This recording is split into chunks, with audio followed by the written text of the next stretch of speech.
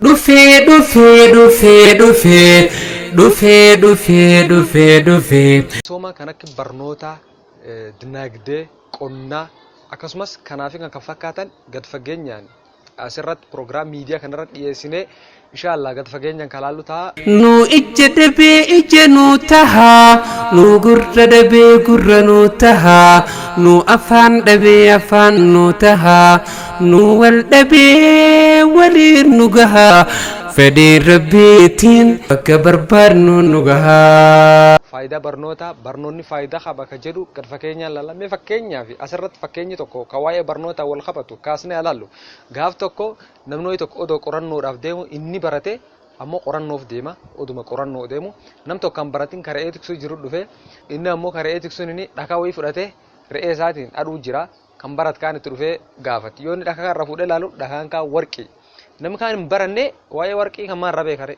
waan beekuun qabu. Akkasitti kaa'uun ka baratee waa'ee warqii baratee beekaan irra fudhatee deemee jechuudha. Saantimii lam kennee fi bira deeme.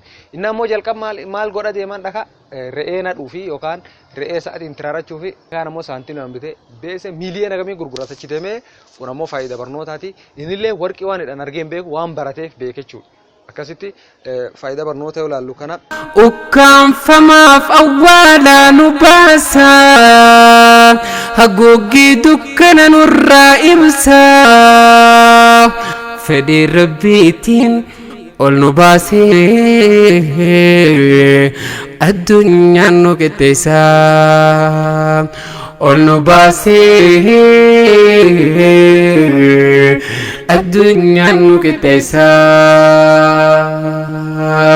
Inni kan qottuma magaalmoo baadiyyaa caalaa ka jedhu miidiyaa kan keessatti gad fageenyaan wal bira qabnee kan laallu ta'a inshaallah hawaasi keenyini nu hordofee chaanalii kan keessatti waa'ee barnoota, waa'ee quntumaa fi waa'ee dinagdee kanallee gad fageenyaan laalla gargaarsaati kanallee gad fageenyaan ni laalla akkasitti inshaallah nu hordofaa isaniin jenna. Halaala teenye wal yaanne waliif dheebunne galanni kan rabbiiti arra wal harkanne. Galanni kan rabbiiti arra wal harkanne.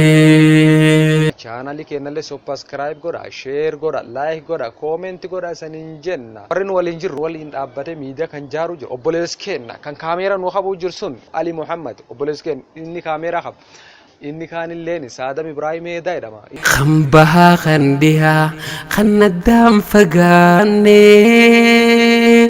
khayyaattuu waliitiin gubanne